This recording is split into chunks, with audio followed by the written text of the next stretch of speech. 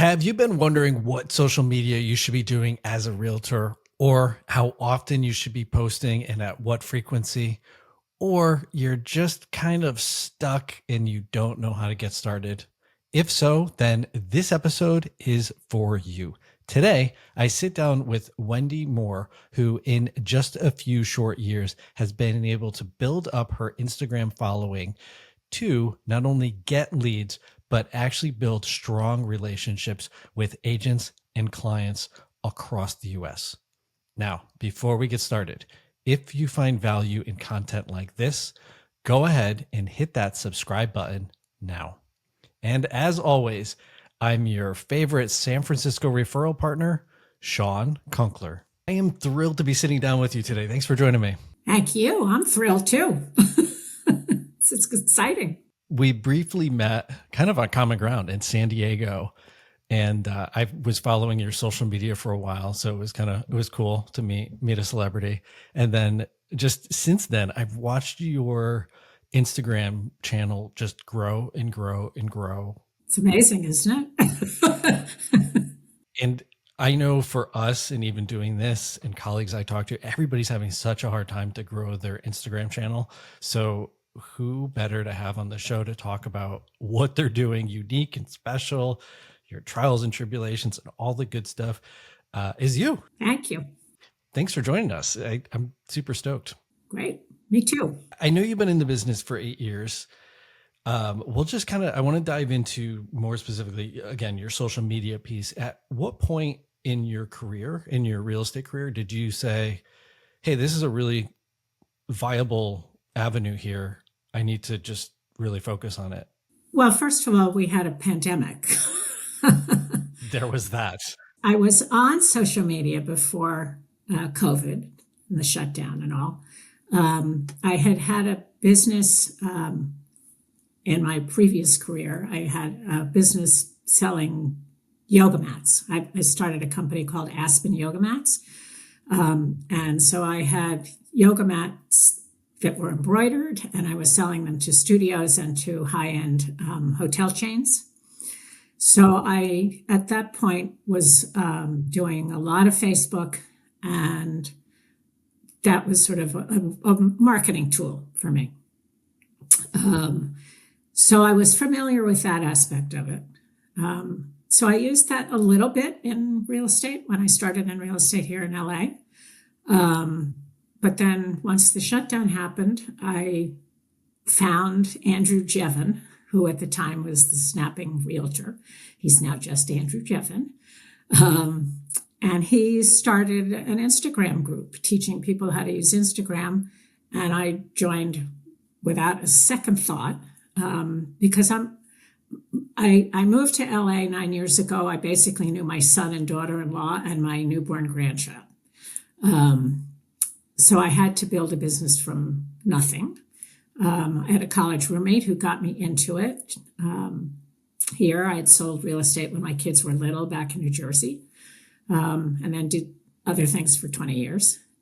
So then when I was here, I was starting from scratch, and this just seemed like a natural way to branch out. So I'm a door knocker. I farm.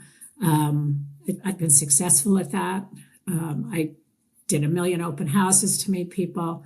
Got involved with, at Equinox, I developed a group of friends.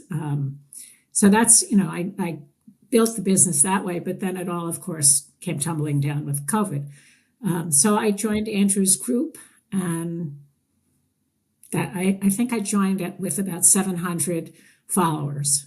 And I'm now well over 5,000 and growing. That's incredible. So, I mean, it's only been, let's say, 3.5, 4 years. It's about 3.5 years. Yeah. And the interesting thing is that Instagram has changed so much. So in the beginning, we were talking about, I did like Tile Tuesday, and I would do posts of tile that I had seen at homes or that you find, online, and made comments about them. I did a Fitness Friday because my background is in fitness. So it's a way to just, it was a way for people to get to know me a little bit, but also tie it into real estate. And then Instagram changed and Reels became the thing to do. So that's what you do. When Instagram changes, you change. I mean, that's life. That's the metaphor of life. It's there's a Chinese quote: "To change with change is a changeless state." There you go. For Chinese New Year. Exactly. There you go. Yeah, I love that you saw the new opportunity coming, and you didn't just keep doing what you were doing. You actually pivoted, and for small businesses, and clearly you have an entrepreneurial heart. That's the crux of it is you pivot fast. You break things along the way, see what's working, and run as fast as you can. That's interesting. I didn't realize that well, one, we're also from the East Coast. I'm from Connecticut, and then also had a deep rooted fitness background. I grew up in Manhattan. I went to school in Boston and got a master's degree in public relations communications. I worked in that business for 15 years. Frank Perdue of Perdue Chicken was my client, most notable client at the time. But I worked in PR firms with PR firms, and then decided I would go back to school, and I got a degree in exercise physiology because it was my passion, and became a personal trainer and Pilates teacher for 20 years. And I worked in New York, New Jersey, and then my husband and I moved to Aspen, Colorado, and I worked there for 13 years. And then we moved here after that, and I figured nobody wanted a Pilates teacher in LA in their 60s, because that's how old I was when I moved here, because everybody here is gorgeous and in their 20s with teaching Pilates. So I got my license. I mean, hats off. I mean, not only moving from New York to Aspen to LA, moving is incredibly hard. Starting in new markets is hard. And then starting businesses in new markets is, it only 100% compounds all these challenges. And so being in LA for 9 years and then starting a business only a year later, hats off. That's just a monumental task, in kind of diving into that. But it sounds like you were able to leverage your PR background, your marketing experience. I think that's all part of it, you know. And when I was young and in high school and in my beginning of college, I went to college as a theater major. So I was going to be the next Barbara Streisand, only she's still around, you know. So, and so when I do these reels, you know, people say, well, you know, it's easy for you. Well, it's not easy, but it's fun because it sort of takes me back a little bit, and I'm less inhibited than a lot of people it's playing parts. I love that you shared that. It's you're playing a part, if you will, and it's like it's not your entire being. I see so many people, and I've had so many conversations with people where they're so afraid to just put anything out there. They put nothing out there, and so they kind of get gridlocked. They don't like looking at themselves, even though, you know, we're on Zoom calls, we're looking at ourselves all day long. But people are so critical looking at themselves.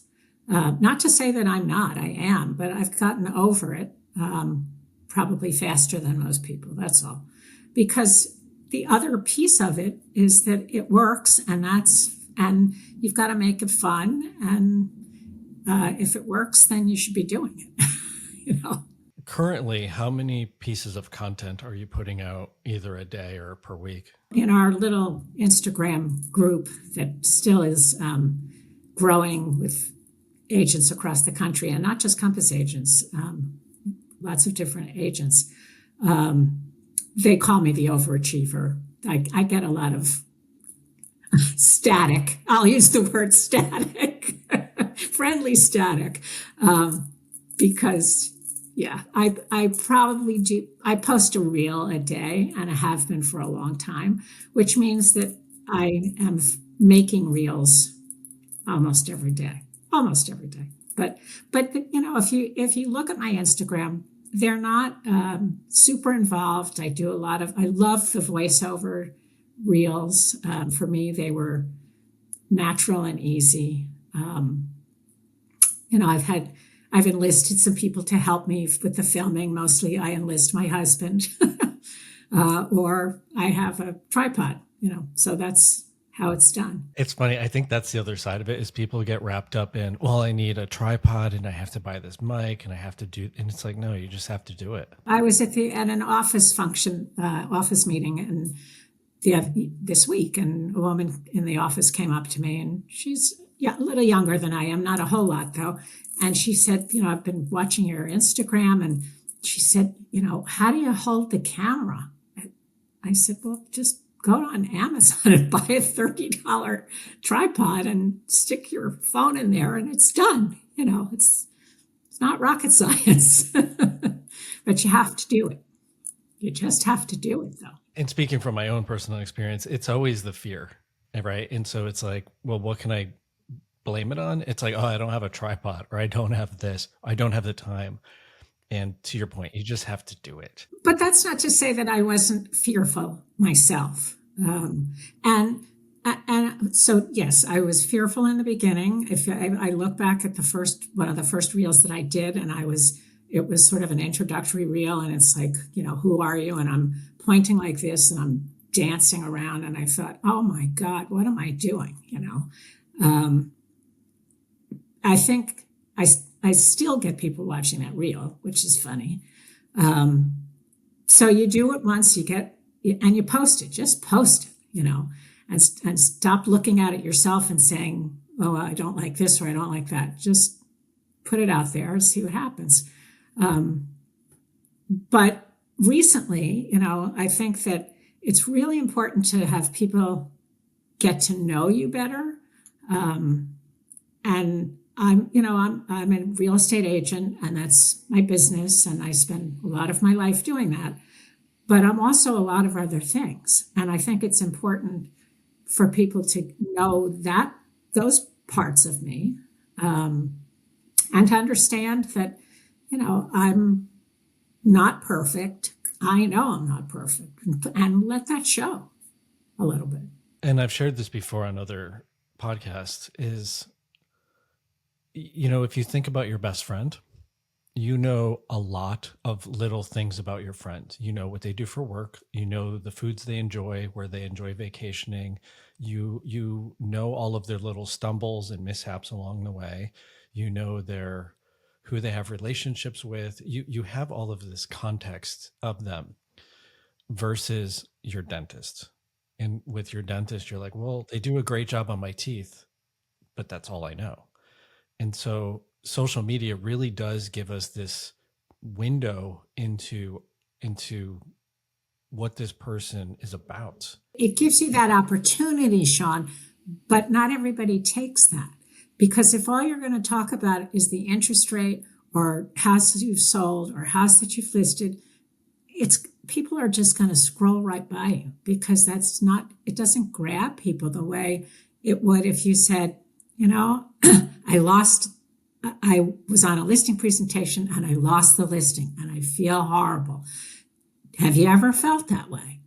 You out there in social media land, it's just, you've got to be authentic, and talk about real stuff. I'm on the same page with you. And I definitely, it's funny with the whole Realtor 180 and the podcast, it's super easy for some reason for me to throw that content out there. But when it comes to my own personal channel, I just don't do it. I'm I jokingly say I'm like the third worst poster in all of California. I know I need to adjust this, but I just don't put enough attention and intention into it. And I'm also a perfectionist, and I'm the first to admit it. And so it's like, I will noodle on things, and I have trouble with, it sounds like you're good at, it's like post and ghost, like post it and walk away and just let it be. And that's where I personally get stuck. And some of them work and some of them fall flat, and the ones that work always surprise me the most. because they're usually the ones that were the easiest for me to do, and then, or they're about something that's, I just never expected to get the response, and I get an incredible response. And then I think to myself, well, let's do that next time. And then the next time it didn't work the same way. So you just have to go with it. Even with the podcast, some of them that I'm like, oh my God, this is an amazing episode, it doesn't catch. And then other ones, I'm like, oh yeah, it was pretty good. And then all of a sudden that one grows like wildfire. And I'm like, oh, it's fascinating. I don't know. There's definitely a strange aspect of it where you can definitely do your research and you can try to put out content that you think is going to be good, but what's actually going to hit, you have no idea. Yeah, yeah. But I was just thinking as you were talking, a lot of going back to real estate, you can relate it also to listings. You put this incredible property on the market, and you think, oh my God, people are going to line up around the block because it's so special. And then 4 weeks into it, you still don't have an offer, and so then you start to wonder, what else can you do? Which goes back to marketing. There's an aspect of marketing where you kind of just throw it to the gods and then you see what happens. And then if it doesn't work, you have to try to evaluate and look at which aspects did work and which ones do you want to tweak, and like, what do you need to adjust? Maybe it's the right message, wrong time. Maybe it's the wrong message, right time. It's like, who knows? Right message, wrong audience. So many little nuances to it. Of the different platforms, is Instagram your primary, or do you have other? Everything that I do gets shared on Facebook automatically. But it's actually I think I have a business Facebook, which I don't post on. I started that, way back a long time ago. So it's really my personal Facebook. But I only post on Instagram, and then it goes over automatically. So stuff shows. And I've advertised on Facebook for listings, not for myself. Oh, interesting. Yeah, Facebook business pages, they kind of died 5-6 years ago. I'm interested in developing part of my business to work with seniors, which I am for sure, and families of seniors, trying to figure out what's next for that person if that's the stage they're at. For example, my mom is 95. Lives in Manhattan, and is now said to us, I think I want to move to California. Well, my mother is a diehard New Yorker and lives by herself and is completely competent. She actually stopped working only in December, the age of 95. So you have good DNA. Yeah, right. Well, now you see where I get it from. For sure. I'm involved in that personally, that life transition, because of my mom. And, my kids are going to be involved with me at some point. We were talking about marketing. That demographic is not necessarily on Instagram. The research that I've done about people my age and older are typically on Facebook still.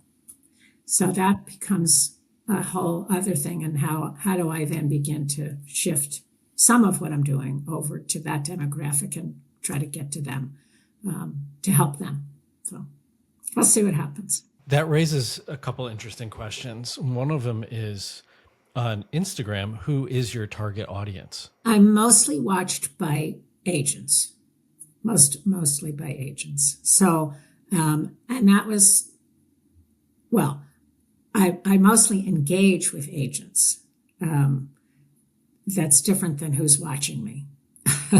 Because I can go out to dinner with my 80-year-old friends and they'll say, I love what you're doing on Instagram, but they never comment. But they're watching.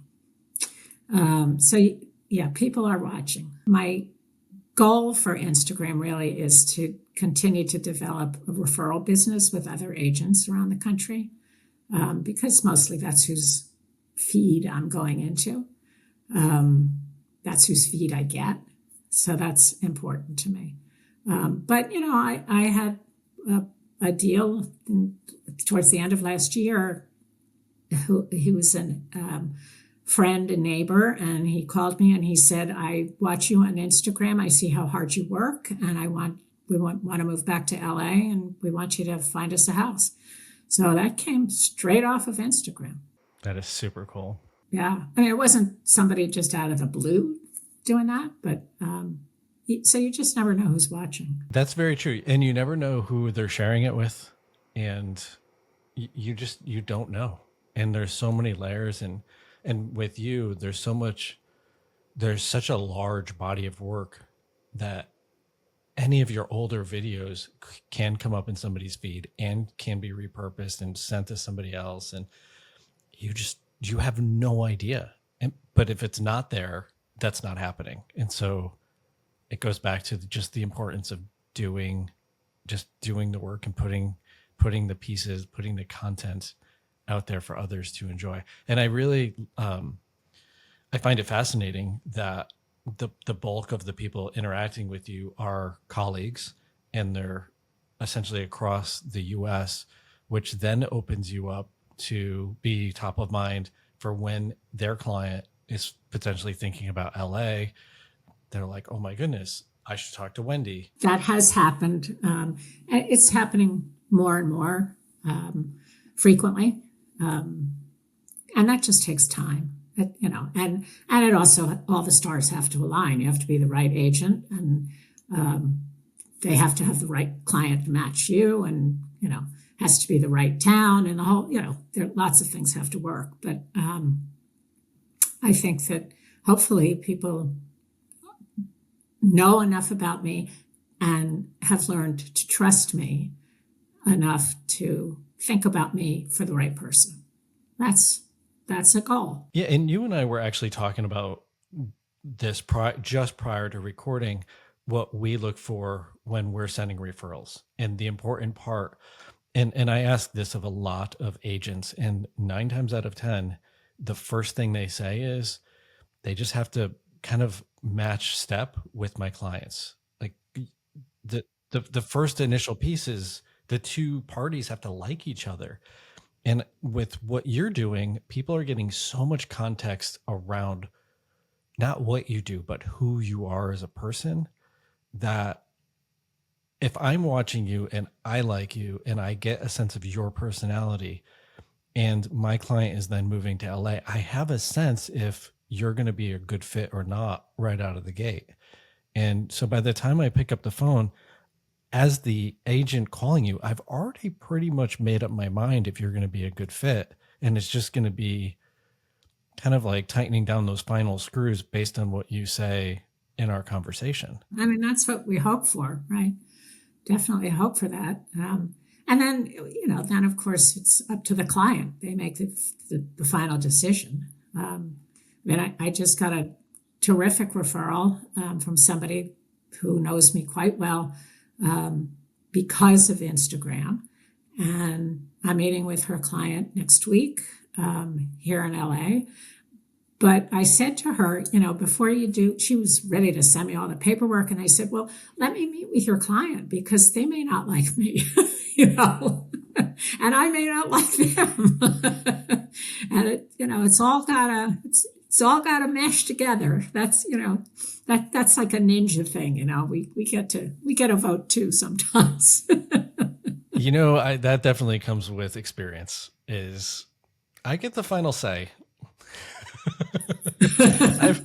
I've had enough hard deals that I've just struggled through that. I don't need to just do this for the money anymore. You want to work with people you want to work with.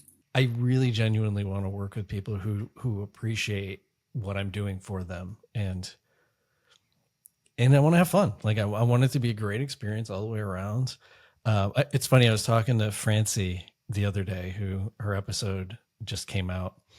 But she has the 4 tenets for her team, and one of them is everyone leaves in a limo, basically meaning everybody is leaving the party together, happy, and in a celebratory mood together. And to your point, And if there's not that match, you're probably not going to leave in the limo together. But then it falls back, from me to the agent who's given the referral. I don't want to ruin her potential to make money. So I just said, let's just one step at a time. If somebody were to say that to me, it's such a respectable thing to say, because it already sets the stage of, you're not just doing it for this quick sale, this commission, but you're doing it to really support the clients and thus make that agent look really good for making this recommendation. And so if nothing else, I really appreciate the ethics of that. And that always feels exceptionally better than somebody who's like, oh, I'll close them in a week. And you're like, it's great, but that's not what I'm going after here. For that person who's listening, who's just teetering on the fence, they want to get into social, they're just not doing it. I'll shamelessly plug Andrew Jevin at Compass, because he's still running. Well, you've had him on your show, I know. I listened to every word of it. So I would highly recommend taking one of his classes. He gives homework, he forces you to do it. But, a lot of people the first time around don't even turn their camera on, but then they sign up for a second go round with him and suddenly they become relaxed enough to give it a try. So that's how I started, really. And it's been great. He also has created a group of a community called Members Only. And I don't know how many there are of us, maybe 60 people at this point. And we meet once a week and we brainstorm about Instagram and we dissect each other's work and we come up with fun ideas for each other. It's an incredible community. It's not just Compass agents, it's across the country, different people who have taken his class and are now part of this if they want to be. And, it's just a great group of agents helping agents. So those are the ways I would suggest. And then, look at yourself in the mirror and just say, okay, I'm going to bite the bullet and give it a try. Yeah, it sounds really great having a group, a community where you're not only all in the trenches doing it together, but you're also giving each other positive feedback to do what you're doing better. And it's tough, especially in this business. The thing is that people don't realize that the way Instagram works is, we can all be doing the same voiceover, same reel, whatever, but the algorithm is picking up my people, not your people. So even though we might be doing the same thing, it's not being shown to the same people. And a lot of people don't understand that about Instagram. So they say, well, there are too many realtors and they're all doing the same thing. Well, but it's not being shown to the same people. Correct. And there's so many of those pieces on that those viral pieces where everybody's creating it. You're not seeing all of them. You're just seeing the ones that feed into your feed. Correct.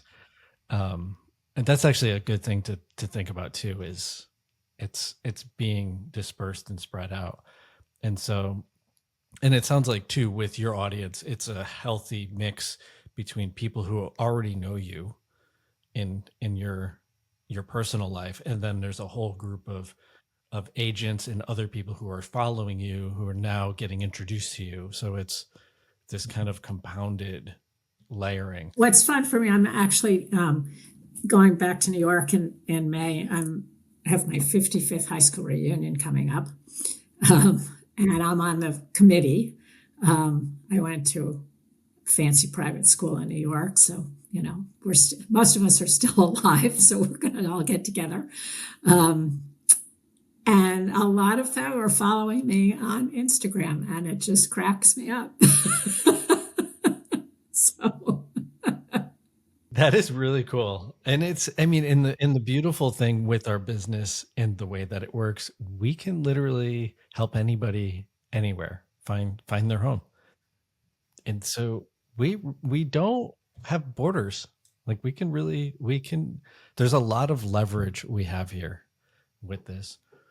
Uh, so let me kind of rewind, and I want to ask this question again because I feel like this is one of those areas people do get stuck.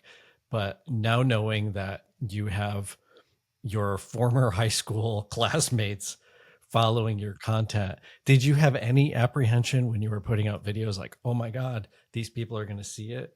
Did you feel any of that, or were you just kind of like, I'm just doing this? Only in the very, very beginning. I don't think about it at all anymore. Um, I don't. I mean, I used in the very beginning. I would make sure my hair was great, that I had lipstick on. I don't have lipstick on today. Look at my reels, and I don't have lipstick on except in the very beginning. um, I think that what works is to just put out who you are, to be as authentic as you can be. I mean, I've done reels with me sweating on my Peloton. I've done reels with me sweating in the gym. You don't have to be perfect. You don't have to look beautiful. You don't have to look all dressed up. This isn't selling sunset. It's just me, you know. So you got to be brave enough to do that. And it takes time. It does take time. But there's really no downside to it because you're just connecting with people who really they're interested in you and they learn to care about you. It's such a nice way to reframe that instead of it's more about them rather than you. And it's your opportunity to connect with them. And yeah, and I think the interesting thing is, again, it's, when we think of a celebrity or somebody that we're curious of or interested in learning about, it's usually like for an actor, for example. Hey, Sean, we're having a little earthquake here. Oh no. Yeah. Yeah. Are we? Oh my We're still goodness. connected, though, right? Yeah. Yeah. Okay. Yeah, that was live on air. It just subsided. Yeah. And you're okay? Everything's good? Yeah. It stopped right now. It stopped. I love how casual you are. You never know We're in like, California, oh, right? just an earthquake. No big the deal. earth moved. You see, the earth moved for us. Well, I'm glad you're okay. I'm glad your house is still standing. And Listen, you're I'm just safe. happy it's not raining anymore. Oh my goodness. Yeah, me too. We actually have a nice sunny day today. Yes, we do too. Clearly, I lost my whole train of thought on that. Sorry. I'm glad you're safe and sound. To go back to what we were talking about in regards to content and putting out the different aspects of your life, like working out and shopping and doing this and doing that, rather than I'm just a realtor and I only do this one thing. The other piece of it, though, is, you can be the realtor supporting the communities that you sell and live in without being boring. Walk like I live in Santa Monica, so a fabulous shopping and restaurant street is Montana Avenue. I walk along Montana Avenue, or I promote. I put something up today about the Valentine's stuff that's available at a place that I go into all the time for coffee and prepared foods and stuff. People like that appreciate it, and that's real estate, because then you can write in your comments, this is about this place and this is what they do and it's a fantastic place to live.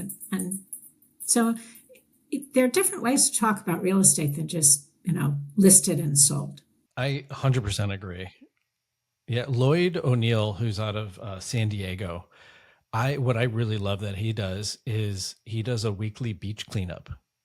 And then what he does, which is a brilliant strategy, is he door knocks a neighborhood and says, "Hey, I'm doing a beach cleanup. I'm a local realtor, and we'd love it if you'd come." And so it's not about I sell real estate, but it's about, hey, do you want to help clean up our community so we have nicer beaches? That's fabulous. It's such an elegant way to go about it because you're not It's more, and I do real estate rather than real estate front and center. And you should buy and sell with me. But it's this secondary byproduct of I actually really care for our community, and let's all get together and kind of uplift it. And small businesses, we are small business, I'm a solo agent. Um, we support them, and then 90% of the time, anything that I post about a small business, they share it on their Instagram, and tag me, and so then I'm being shown to their clients and people who are watching them, and that's how it all grows and spirals. It goes back to just reciprocity. If you put really good out there, good tends to come back to you. And it's, when you take and expose your 5,000 followers to this little coffee shop, the people who are local now may not have heard of it, maybe forgotten about it, and now they're all reminded of it and they can go check it out. And so you're helping them, and thus they're excited and they're now promoting you for that. And so it definitely it feeds that flywheel. And I can certainly see how I get it, in the grand scheme of things, it's not that long or short, but in the 4 short years, how you have been able to really accelerate very quickly your social media following, which is incredibly hard these It's days. astounding to me. Hats off. Yeah. It's funny, when we first met, you were shy of 5,000, and we had a conversation. You're like, I'm really working hard to get to the 5,000. I really hope I can do it. And it was a very short period after, and I remember you posted about it, and I was like, oh my God, that's amazing. You made it. And now I look, and you've clearly surpassed it, and it keeps going. So hats off. Going and growing, because I enjoy it. It's you got to have fun with what you do for work, and it's a fun part of it for me. At the core of it, when we find as these solo business owners of ways to market ourselves, at the core of whatever that marketing is, door knocking, cold calling, I don't care what it is, you have to have joy come from it. And if you don't, there's absolutely no way you're going to do it People pick up on that. immediately. We all have really good BS meters, and we can tell when people are just phoning it in, and their heart's just not there. It's so painfully obvious. And so I'd love that you were able to click in and find that place that you find joy. Yeah, I think I'm very lucky to have found it. I don't know if it's luck, because just looking at your career history, and it sounds like you see opportunities and you just go for it, which I think is such a cool way to go about it. And I admire that. I feel like I lose it sometimes, but so I admire that. But last question for those really trying to get their IG game way up there. You mentioned putting out a reel a day, which I get it. It's kind of a good pace of your day. How much time are you allocating to put that reel together? I had 15 minutes before this call, and I made a reel because I was sitting here with my earbuds in, and I had scrolled. I have a catalog of reels that I've saved. I knew I could do it quickly, and so I did it. And it took me one take. I'll probably post it Monday.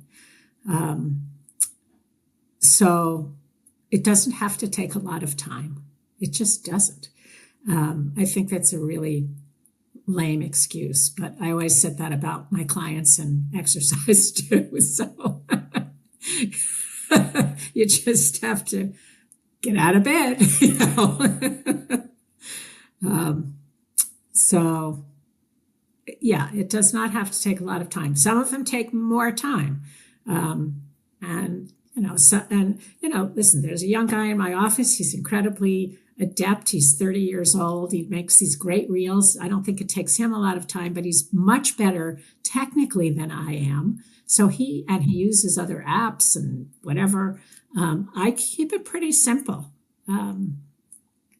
So that would be my first suggestion is just keep it simple.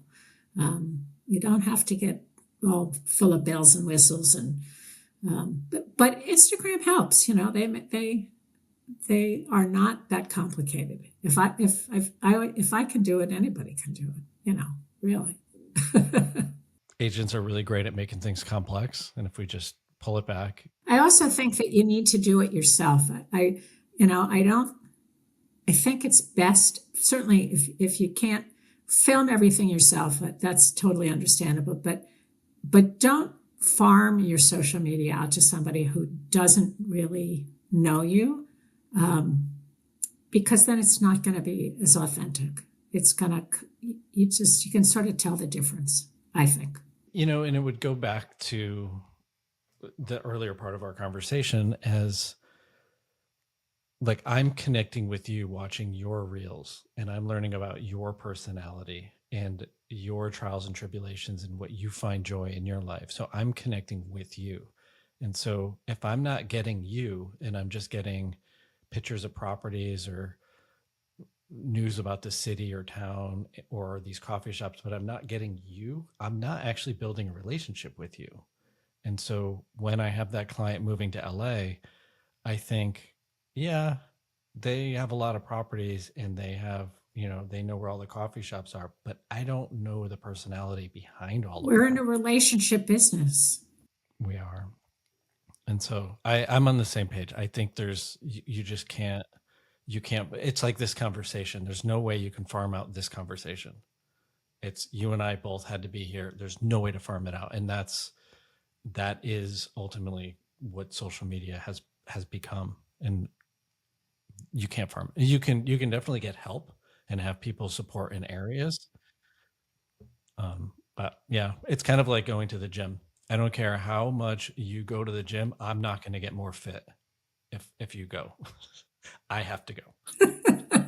Right. Sorry Wendy, about that. sorry. Wendy, this has been an absolute pleasure. I really enjoyed this. Earthquake and all. Earthquake and all. That was wild. You're the first earthquake we've had on the show. So congratulations for being a first. We'll probably have to keep it in so you can weave that into a reel and be like, oh my gosh.